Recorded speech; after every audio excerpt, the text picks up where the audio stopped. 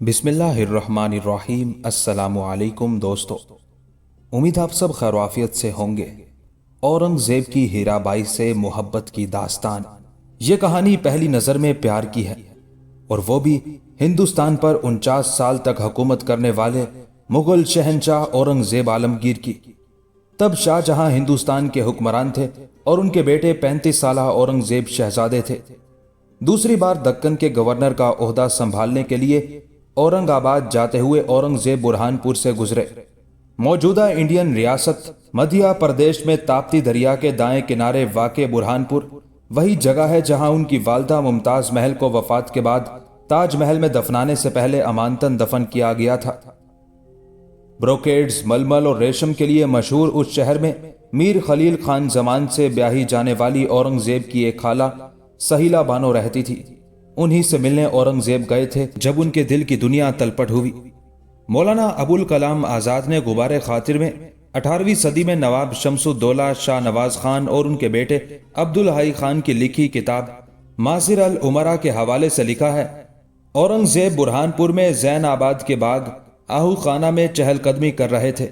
شہزادے کی خالہ بھی اپنی خواصوں کے ساتھ سیر کے لیے آئی ہوئی تھی۔ ایک خواص نغمہ سنجی میں سحرکار اور شیوا دل ربائی اور رانائی میں اپنا جواب نہیں رکھتی تھی۔ سیر و تفریح کرتے ہوئے یہ پورا مجمع ایک درخت کے سائے میں سے گزرا جس کی شاخوں میں آم لٹک رہے تھے۔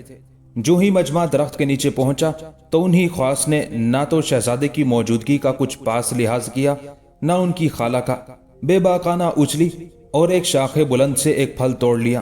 شہزادے کی خالہ پر یہ شوخی گراں گزری اور انہوں نے ملامت کی تو خواص نے ایک غلط انداز نظر شہزادے پر ڈالی اور پشواز سنبھالتے ہوئے آگے نکل گئی۔ یہ غلط انداز نظر کچھ ایسی قیامت کی تھی کہ اس نے شہزادے کا کام تمام کر دیا اور صبر و قرار نے خدا حافظ کہا۔ اورنگزیب کے سوانح نگار حمید الدین خان نے اس واقعے کو مختلف انداز میں بیان کیا ہے۔ چونکہ یہ ان کی خالہ کا گھر تھا، اس لیے حرم کی عورتوں کو ان کی نظروں سے ہٹانے کی زیادہ پرواہ نہیں کی گئی اور شہزادے بغیر اعلان کیے گھر میں داخل ہو گئے۔ زین آبادی، جن کا اصل نام ہیرا بائی تھا، ایک درخت کے نیچے کھڑی اپنے دائیں ہاتھ سے شاخ پکڑے دھیمے لہجے میں گا رہی تھی۔ انہیں دیکھتے ہی شہزادے اپنے آپ پر قابو نہ رکھ سکے اور وہیں بیٹھ گئے اور پھر بے ہوش ہو کر زمین پر گر پڑے۔ خالہ تک خبر پہنچ گئی، ننگے پاؤں دوڑتی آئی اور انہیں سینے سے لگا لیا اور آہو بکا کرنے لگی۔ 3-4 گھڑی کے بعد شہزادے کو ہوش آیا۔ خالہ نے پوچھا، یہ کیا بیماری ہے؟ کیا تم پر اس سے پہلے کبھی اس کا کوئی حملہ ہوا؟ شہزادے نے کوئی جواب نہیں دیا۔ آدھی رات تھی جب شہزادے نے کہا کہ اگر میں اپنی بیماری کا ذکر کروں تو کیا آپ اس کا علاج کر سکتے ہیں؟ ان کی خالہ نے جب یہ الفاظ سنے تو نہایت خوشی سے صدقہ دیا اور کہنے لگی کہ تم علاج کی کیا بات کرتے ہو، میں اپنی جان تمہارے علاج کے لیے پیش کر دوں گی۔ پھر شہزادے نے انہیں سارا معاملہ بتا دیا۔ یہ سن کر وہ خاموش ہو گئی۔ آخرکار شہزادے نے کہا، جب آپ میری باتوں کا جواب نہیں دے رہی تو میرا علاج کیسے کریں گی؟ خالہ نے جواب دیا کہ میں تم پر قربان ہو جاؤں، تم اس بدبخت یعنی میرے شوہر کو جانتے ہو، وہ ایک خونخوار آدمی ہے۔ ہیرا بھائی کے لیے تمہاری درخواست سن کر وہ پہلے اسے اور پھر مجھے قتل کرے گا۔ اسے اپنے شوق کے بارے میں بتانے سے اس کے سوا کوئی فائدہ نہیں ہوگا کہ مجھے اپنی جان قربان کرنا پڑے گی، لیکن اس غریب معصوم لڑکی کی زندگی بغیر کسی جرم کے کیوں تباہ کی جائے؟ شہزادے نے جواب دیا، بے شک آپ نے سچ کہا، میں کوئی اور حربہ آزماؤں گا۔ طلوع آفتاب کے بعد وہ اپنے گھر واپس آئے اور کچھ نہیں کھایا۔ اپنے معتمد مرشد قلی خان سے تفصیل سے گفتگو کی۔ خان نے کہا کہ میرے خون کے بدلے میرے ولی اور روحانی رہنما یعنی شہزادے کا کام ہو جائے تو مذائقہ نہیں۔ شہزادے نے جواب دیا، میں جانتا ہوں کہ آپ میرے لیے اپنی جان قربان کرنے کے لیے تیار ہیں، لیکن میرا دل اپنی خالہ کو بیوہ کرنے پر راضی نہیں۔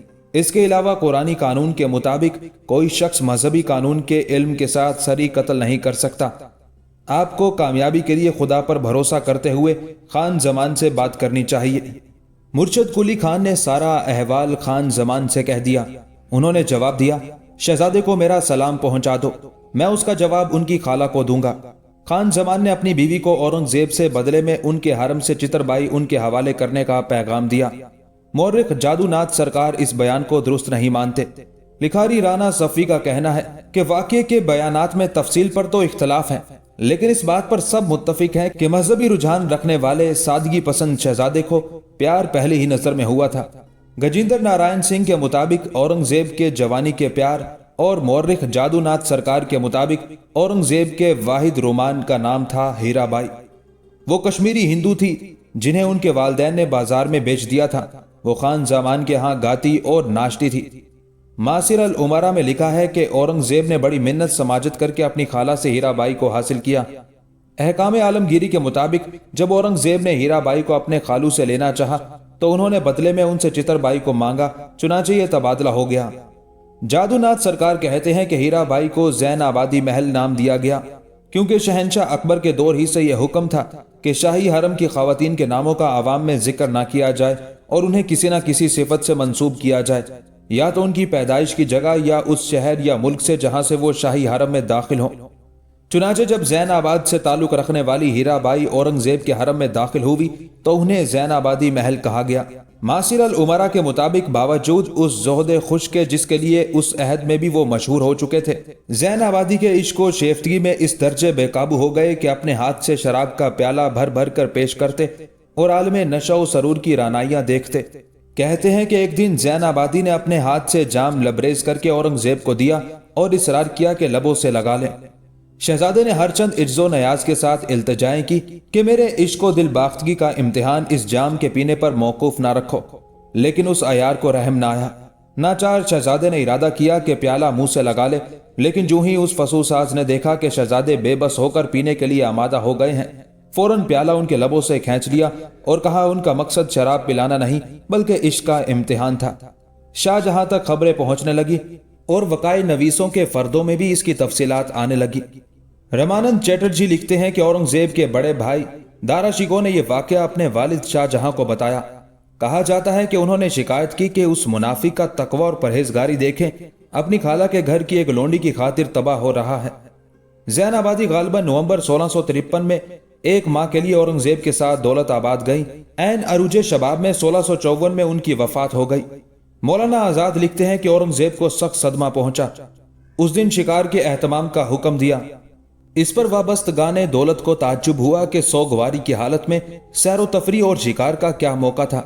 जब औरंगजेब शिकार के लिए महल से निकले तो मीर अस्कर आकिल खान राजी ने अर्ज किया, इस गमो अंदोह की हालत में शिकार के लिए निकलना किसी ऐसी ही मसलहत पर मबनी होगा जिस तक हम जाहिर बीनों की निगाह नहीं पहुंच सकती। औरंगजेब ने जवाब में फारसी में यह शेर पढ़ा, मफहूम, घर में रोने पीटने से मेरे दिल को तसल्ली नहीं हुई, बयाबा में जी भर के रोया जा सकता है। इस पर आकिल खान की जबान से बेसाख्ता ये शेर निकल गया, मफहूम, इश्क किस कदर आसान दिखाई दिया लेकिन अफसोस वो किस कदर मुश्किल था, जुदाई किस कदर दुश्वार थी, महबूब ने उसे किस कदर आसानी से इख्तियार कर लिया। औरंगजेब पर रिक्कत तारी हो गई। पूछा कि यह शेर किसका है।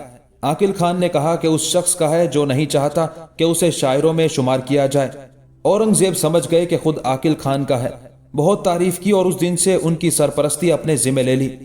निकोलाओ मनोची लिखते हैं, औरंगजेब को कुछ अरसे के लिए नमाजें भी भूल गई थी और उनके दिन मौसीकी और रक्स में गुजरते।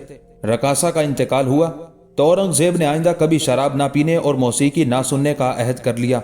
बाद के दिनों में वो अक्सर कहते कि खुदा ने उस रकासा की जिंदगी का खात्मा करके उन पर बड़ा एहसान किया था, जिसकी वजह से ऐसी बहुत सी बुराइयों में पड़ गए थे जिनसे उनकी हुकूमत करने के इम्कानात को भी खतरा लाहक हो गया था। दोस्तों, उम्मीद है कि आपको ये दिलचस्प और मालूमाती वीडियो पसंद आई होगी।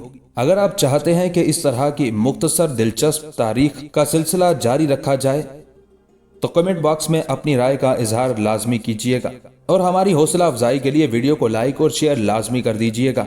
अपना बहुत ख्याल रखिएगा। वस्सलाम, अल्लाह निगहबान।